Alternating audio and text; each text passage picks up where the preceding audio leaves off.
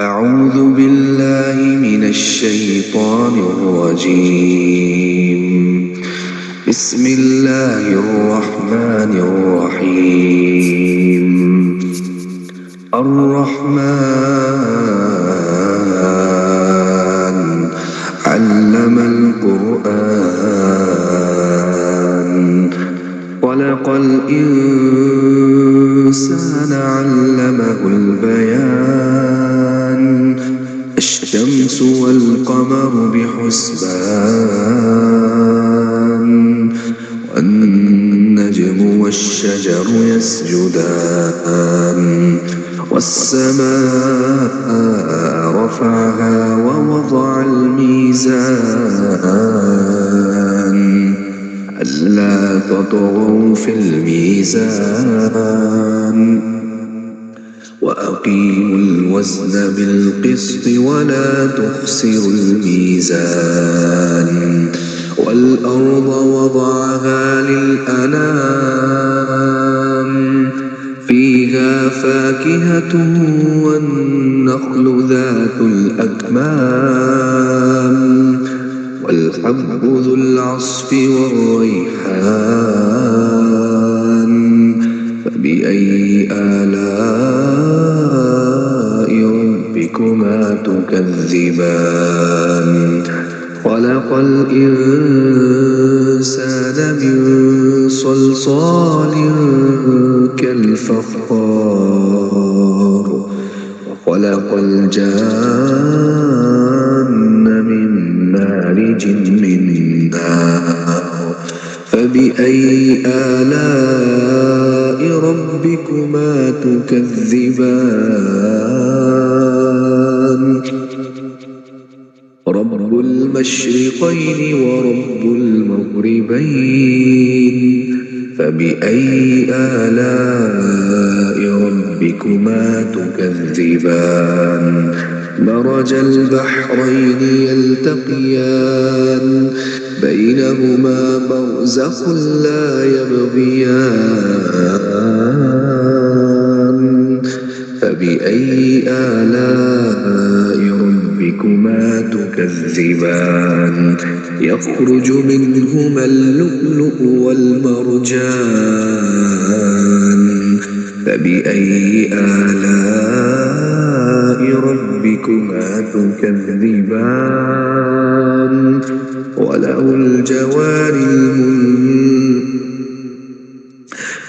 الجوار المنشآت في البحر كالأعلام فبأي آلاء ربكما تكذبان كل من عليها فان ويبقى وجه ربك ذو الجلال والإكرام فبأي آلاء ربكما تكذبان أعوذ بالله من الشيطان الرجيم بسم الله الرحمن الرحيم إنما أمره إذا أراد شيئا أن يقول له كن فيكون فسبحان الذي بيده ملكوت كل شيء وإليه ترجعون صدق الله العظيم. ما شاء الله ما شاء الله الله जल्ला जलालुहु। जी अस्सलाम वालेकुम वसीम भाई। वालेकुम अस्सलाम सभी। जी सल्लल्लाहु अलैका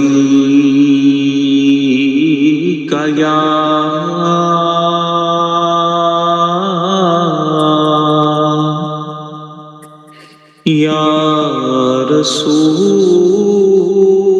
अल्लाह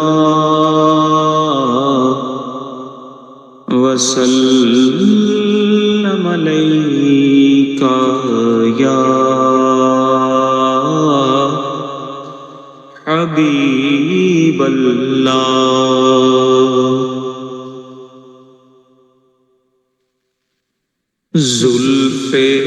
سرکار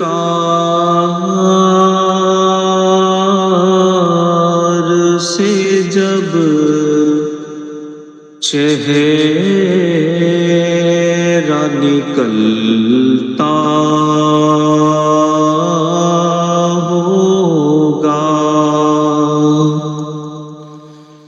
زلف سرکار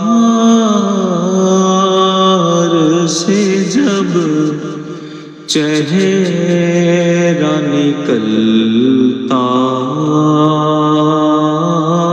ہوگا، تو پھر بھلا کیسے کوئی چاند کو تکتا ہوگا، تو پھر بھلا کیسے کوئی چاند کو تکتا ہوگا۔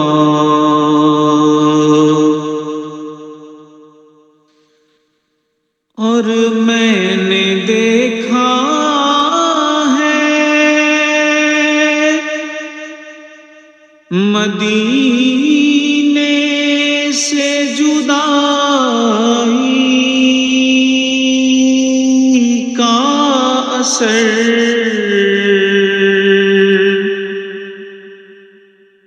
میں نے دیکھا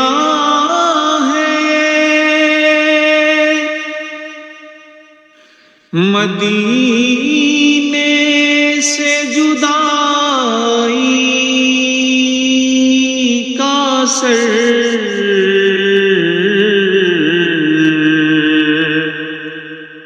وہاں سورج بھی ڈھلتے ہوئے روتا ہوگا، وہاں سورج بھی ڈھلتے ہوئے روتا ہوگا، تو پھر بھلا کیسے کوئی چاند کو تکتا ہوگا۔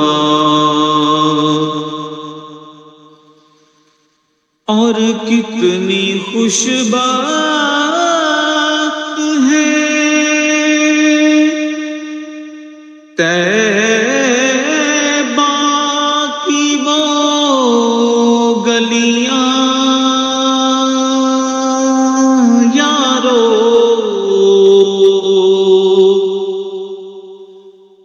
کتنی خوش بات ہے طیبہ کی وہ گلیاں یارو،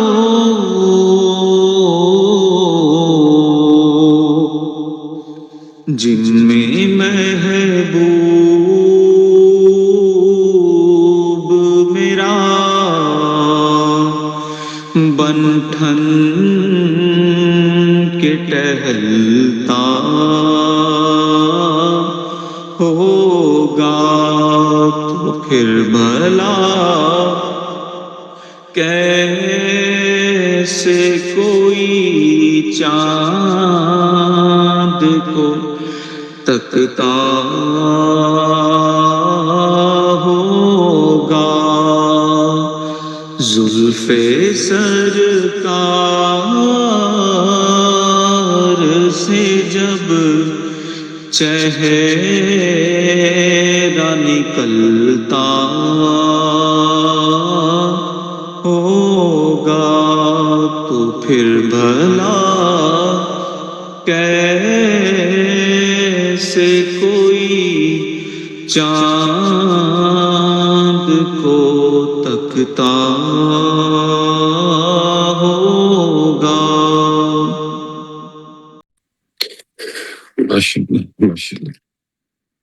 الصلاة والسلام عليك يا رسول الله.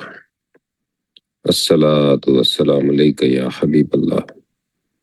الصلاة والسلام عليك يا خاتم النبيين. أعوذ بالله من الشيطان الرجيم. بسم الله الرحمن الرحيم. الحمد لله رب العالمين الرحمن الرحيم مالك يوم الدين. إياك نعبد وإياك نستعين. اهدنا الصراط المستقيم صراط الذين أنعمت عليهم غير المغضوب عليهم ولا الضالين. آمين. اللهم صل على محمد وعلى آل محمد كما صليت على إبراهيم وعلى آل إبراهيم إنك حميد مجيد. اللهم بارك على محمد وعلى آل محمد كما باركت على إبراهيم وعلى آل إبراهيم إنك حميد مجيد. اللہ اللہ تو بڑا رحمان، تو بڑا رحیم، تو بڑا ستار، تو بڑا غفار، تو ذل جلال والاکرام، تو یا حی یا قیوم، تو ہی اول، تو ہی آخر، تو ہی ظاہر، تو ہی باطن. یا اللہ تیرا شکر، تیرا شکر، تیرا شکر. تو نے ہمیں رمضان عطا فرمایا، ایمان عطا فرمایا، تقوی نصیب فرمایا، عبادت نصیب فرمایا، قرآن سننا سنانا نصیب فرمایا. یا اللہ تیرا شکر، تیرا شکر، تیرا شکر. یا اللہ تو ہمیں ایسا بولنا اور ایسا سننا نصیب فرما اس میں تیری رضا شامل ہو، حضور صلی اللہ علیہ وآلہ وسلم کی اطاعت شامل ہو، محبت شامل ہو، عشق شامل ہو، اور یا اللہ اس پہ عمل کرنا ہمارے لیے آسان فرما دے. اللہ اکبر، اللہ اکبر، اللہ اکبر. پچھلی گفتگو میں ہم نے جانا کہ نسبتوں کا حصار، انسان اپنی نسبتوں کے حصار میں محفوظ ہوتا ہے. والدین، استاد، مرشد، یہ سب ہماری زندگی کے محافظ ہوتے ہیں. اب ہم اسی بات کو اور آگے لے کے چلتے ہیں. ایک سادہ سا سوال کرتے ہیں کہ ہم جو عمل کر رہے ہیں وہ کس کے لیے کر رہے ہیں؟ کیا ہم اپنے لیے کر رہے ہیں یا کسی بڑی نسبت کے لیے کر رہے ہیں؟ غور کرتے ہیں، اکثر ایسا ہوتا ہے کوئی ہمیں کہتا ہے یہ وظیفہ پڑھ لو، یہ ذکر کر لو، یہ عمل کر لو، فائدہ ہوگا. ہم کیا کرتے ہیں؟ ہم فوراً فائدہ دیکھتے ہیں. ہم کہتے ہیں مجھے کیا ملے گا، لیکن حقیقت کیا ہے؟ اصل فائدہ الفاظ میں نہیں ہوتا، اصل فائدہ نیت میں ہوتا ہے. اگر ہم یہ نیت کریں میں یہ عمل اپنے فائدے کے لیے کر رہا ہوں تو فائدہ تو ہوگا لیکن بڑا محدود ہوگا. لیکن اگر آپ نیت بدل دیں، یہ عمل مجھے میرے والدین نے دیا ہے، یہ عمل مجھے میرے استاد نے دیا ہے، میرے مرشد نے دیا ہے، تو پھر کیا ہوتا ہے؟ آپ کا عمل نسبت کے ساتھ جڑ جاتا ہے اور نسبت طاقت بن جاتی ہے. اگر ہم غور کریں، ہم کسی جگہ پہ جاب کر رہے ہیں اور جب ہم جاب کرتے ہیں تو ہم غور کرتے ہیں کہ ہمیں کیا ملے گا وہاں سے. لیکن جب ہم غور کرتے ہیں کہ ہماری وجہ سے اگر کمپنی سٹرونگ ہوتی چلی جاتی ہے، کمپنی بڑی ہوتی چلی جاتی ہے، کمپنی کو زیادہ فائدہ ہوتا چلا جاتا ہے، تو پھر آپ کے نام کے ساتھ وہ کمپنی جڑتی چلی جاتی ہے، اس کا نیٹ ورک بڑا ہونا، اس کی طاقت بڑی ہونا، وہ ایکچولی آپ کو ہی زیادہ مضبوط، زیادہ محفوظ اور زیادہ بااثر کرتی چلی جاتی ہے۔ اور جیسے جیسے یہ باتیں سمجھ آتی چلی جاتی ہیں تو بالکل پھر ایسے ہی روحانیت میں بھی ہوتا ہے۔ جب آپ کوئی ذکر کرتے ہیں، کوئی دعا پڑھتے ہیں، تو اصل سوال یہ نہیں ہے کہ آپ کیا پڑھ رہے ہیں، اصل تو یہ ہے کہ آپ کس کے لیے پڑھ رہے ہیں۔ اور جب آپ نیت کرتے ہیں یہ میرے مرشد نے دیا ہے، میں ان کے حکم پہ کر رہا ہوں، میں ان کی خوشی کے لیے کر رہا ہوں، تو پھر کیا ہوتا ہے؟ آپ کا عمل اکیلا نہیں رہتا، اس کے ساتھ ایک طاقتور ذریعہ جڑتا چلا جاتا ہے۔ اور جیسے جیسے یہ بات سمجھ آتی چلی جاتی ہے، جتنا طاقتور ذریعہ ہوگا اتنا ہی اثر طاقتور ہوگا۔ اور ہم غور کرتے چلے جائیں، والدین ہے، دعاؤں کی طاقت ہے، استاد ہے، علم کی طاقت ہے، مرشد ہے، روحانیت کی طاقت ہے۔ تو اس طاقت کے ذریعے انسان کا عمل کئی گنا بڑھتا چلا جاتا ہے۔ اور ہم غور کریں تو ہم اکثر کیا کرتے ہیں؟ عمل تو کرتے ہیں لیکن نیت غلط رکھ لیتے ہیں۔ ہم کہتے ہیں مجھے فائدہ چاہیے، میرا مسئلہ حل ہو جائے، اور ہم اس نسبت کو بھولتے چلے جاتے ہیں۔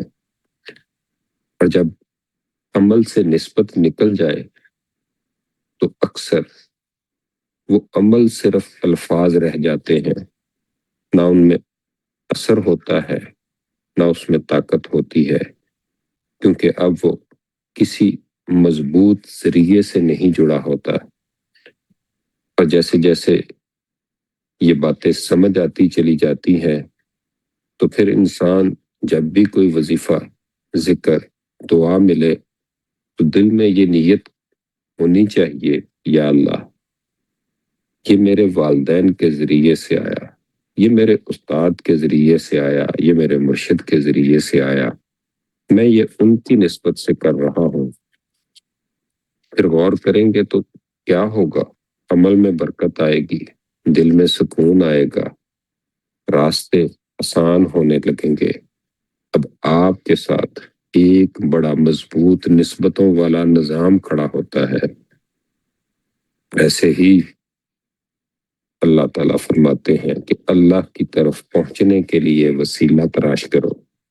یہ وسیلہ ہے کیا؟ یہی نسبتیں، یہی رابطے، یہی روحانی کنیکشن۔ اور جب بھی آپ کوئی ذکر کریں، کوئی دعا کریں تو خود سے پوچھیں میں اکیلا نہیں پڑھ رہا، میں اپنے مرشد کے ساتھ پڑھ رہا ہوں، میں اپنے والدین کی دعاؤں کے ساتھ پڑھ رہا ہوں۔ اور جیسے جیسے یہ باتیں پھر سمجھ آتی چلی جاتی ہیں تو پھر یہ دعا ہے، یا اللہ ہمیں اپنی نیتوں کو درست کرنے کی توفیق عطا فرما، یا اللہ ہمیں اپنے والدین، استاد، مرشد کی نسبتوں سے جوڑے رکھ، یا اللہ ہمارے اعمال کو ان کی نسبت سے طاقت عطا فرما، یا اللہ ہمیں اکیلا نہ چھوڑ اور ہمیں اپنے ذکر میں فنا کر دے، یا اللہ ہمیں صحیح دین کی سمجھ عطا فرما۔ اللہ اکبر، اللہ اکبر، اللہ اکبر۔ السلام علیکم جناب۔ وعلیکم السلام ورحمۃ اللہ وبرکاتہ۔ کچھ بتائیں اور دعا کرائیے گا۔ بسم اللہ الرحمن الرحیم۔ ماشاء اللہ، بلا شبہ کسی بھی چیز کی نسبت اس کے قیمت کو، اس کی درجہ کو بڑھاتی ہے۔ اعمال کی نسبت جتنی بڑی ہوتی جائے گی اسی قدر ان کے اجر، اسی قدر ان کے بینیفٹس بھی زیادہ ہوتے چلے جاتے ہیں۔ ہم کوئی بھی عمل کرتے ہیں، اگر ہم اسے اچھا عمل ہونے کی وجہ سے اپنے ان نسبتوں سے جوڑ دیں جو کہ ہمارے لیے معتبر ہے، مثال کے طور پر ہم پانی پیتے ہیں، لیکن اگر ہم اس پانی پینے میں اس بات کو خیال کریں کہ یہ ہمارے کریم آقا صلی اللہ علیہ وسلم کی سنت ہے، اور اس بات کا دھیان رکھیں کہ کریم آقا صلی اللہ علیہ وسلم کی سنتیں اس میں کیا کیا ہیں، اور پھر ان کا خیال رکھیں، تو ہمارا یہ پانی پینا بھی عبادت بن جاتا ہے۔ اسی طرح ہمارا اٹھنا بیٹھنا، گفتگو کرنا، سلام کرنا، یہ ساری چیزیں جب نسبت سے جڑتی ہیں، جب ہم انہیں اس طریقے سے کرتے ہیں کہ یہ ہمارے کریم آقا کی سنتیں ہیں، تو ہمارا ہر عمل ایک عبادت بنتا چلا جاتا ہے۔ اسی طرح ہمیں جو کام تفویض کیے جاتے ہیں، اگر ہم ان کی نسبت یہ رکھیں کہ جو ہم کام کر رہے ہیں اس کا حکم ہمارے والدین نے، ہمارے اساتذہ نے یا ہمارے مشائخ نے دے رکھا ہے، تو جہاں یہ عمل اپنی جگہ عبادت بنتا ہے تو اس کا بجا لانا ایک اطاعت بھی بنتا ہے، اور وہ اطاعت جتنی بڑی ہوگی اسی قدر اس کا اجر، اس کا بینیفٹ زیادہ ہوگا۔ اسی طرح جب ہم عبادت کرتے ہیں، اگر تو ہم اسے صرف اپنے ساتھ جوڑ دیں کہ میں یہ کر رہا ہوں، تو پھر اس کا اجر ہماری ذات تک ہی رہتا ہے، اور اتنا ہی رہتا ہے جتنا ایک بندے کے لیے ہوتا ہے۔ لیکن اگر ہم اسے عمل کو حضور کی امت کے ساتھ جوڑ دیں، مثال کے طور پر ہم عمرہ کرنے کے لیے جاتے ہیں اور یہ نیت کرتے ہیں کہ میں عمرہ کرنے کے لیے جا رہا ہوں اور اپنے لیے کر رہا ہوں، تو اس کا اجر ایک گنا ہی ہمارے لیے جتنا نہیں ہوتا ہے جتنا ہمارے لیے ہوتا ہے۔ لیکن اگر ہم وہ عمرہ، اگر ہم وہ تلاوت قرآن حکیم، اگر ہم کوئی وہ صدقہ اس نیت سے کریں کہ میں حضور کی ساری امت کے لیے یہ کر رہا ہوں، تو حضور کے جتنے بھی امتی ہیں ان کی تعداد کے مطابق ہمیں اجر ملتا ہے۔ اپنے عمل کو بڑھانے کے لیے، اپنے عمل کے ریوارڈز کو بنانے کے لیے نیت کو بڑا کرنا پڑتا ہے، نیت کو آفاقی بنانا پڑتا ہے، نیت کو کی سوچ کے دائرہ کو وسیع کرنا ہوتا ہے۔ جتنا اس میں وسعت آتی چلی جاتی ہے اسی قدر عمل معتبر ہوتا چلا جاتا ہے، اسی قدر اس عمل کے بینیفٹس میں اضافہ ہوتا چلا جاتا ہے۔ جہاں ہمیں اس کا فائدہ ہوتا ہے وہاں ہمارے گرد و پیش کو اور جن جن لوگوں کے ساتھ ہم اسے منسوب کرتے ہیں ان کو بھی فائدہ ہوتا چلا جاتا ہے، اور ان سب کے برابر خود ہمیں فائدہ ملنا شروع ہو جاتا ہے۔ لہٰذا ضرورت اس امر کی ہے کہ اپنی سوچ کو وسعت دی جائے، ضرورت اس امر کی ہے کہ اپنی نسبتوں کو بڑا کیا جائے اور اپنے اعمال کو نسبت کے ساتھ جوڑا جائے، کیونکہ عمل جتنا بڑی نسبت کے ساتھ ہوگا اسی قدر اس کا اجر اور اس کا بینیفٹ بھی زیادہ ہوگا۔ کریم آقا صلی اللہ علیہ وسلم، ایک صحابی انہیں عرض کرنے لگے، کریم آقا میں نے نیا گھر بنوایا ہے، آپ اگر میرے گھر تشریف لے چلیں۔ حضور نے فرمایا ہاں چلتے ہیں۔ حضور اس کے ساتھ تشریف لے گئے۔ جب اس کے گھر میں تشریف فرما ہوئے تو حضور نے کھڑکی دیکھی، تو آپ نے فرمایا یہ کھڑکی کیوں لگوائی ہے؟ عرض کرنے لگا کریم آقا اس لیے تاکہ اندر سے اس کے اندر تازہ ہوا ہے۔ تو حضور نبی کریم صلی اللہ علیہ وسلم نے فرمایا اگر تم اس کے ساتھ یہ نیت کر لیتے کہ اس سے اذان کی آواز آئے، تو ہوا تو آتی تمہیں اذان کی آواز کے ساتھ ساتھ اس کا ثواب بھی ہوتا۔ اگر تمہاری نیت اذان کی ہو جاتی کہ اس اذان کی آواز اندر آئے تو اس کھڑکی کے رکھنے سے بھی تمہیں ثواب ملتا۔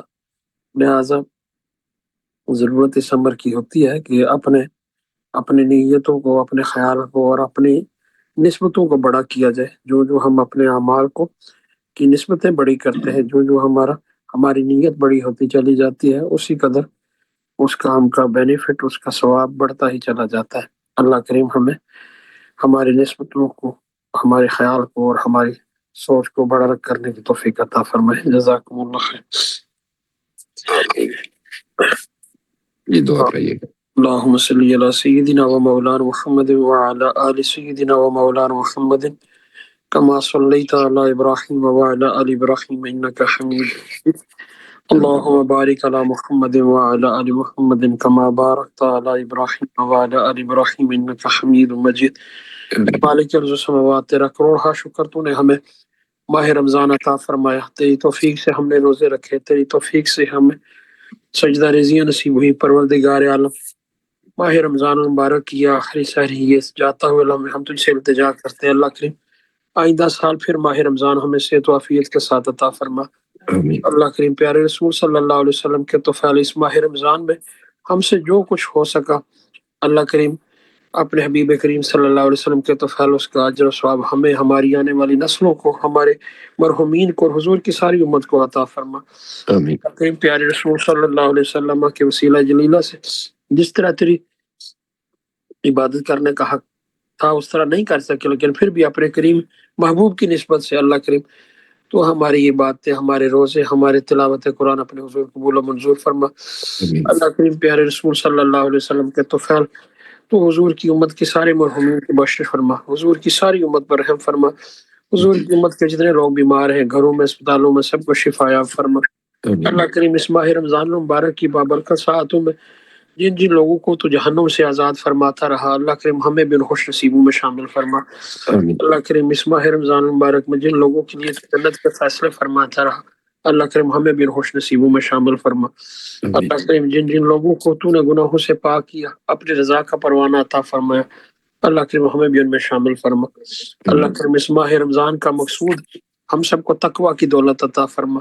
اللہ کریم آمین ہمارے دلوں کو پرہیزگاری نصیب فرما، ہماری نیتوں میں اخلاص پیدا فرما، خشیت و الہیت پیدا فرما۔ آمین ہماری آنے والی نسلوں کی حفاظت فرما، ہمارے بچوں کو صراط مستقیم پر چلا۔ اللہ کریم ہم سب کے علم و عمل میں، جان میں، مال میں، رزق میں، کاروبار میں، اولاد میں برکتیں عطا فرما۔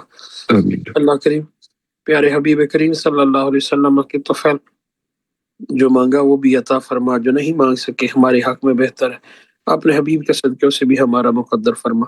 آمین ربنا لا تزغ قلوبنا بعد إذ هديتنا وهب لنا من لدنك رحمة إنك أنت الوهاب وصلى الله تعالى على خير خلقه ونور عرشه سيدنا ومولانا محمد وعلى آله وصحبه أجمعين برحمتك يا أرحم الراحمين۔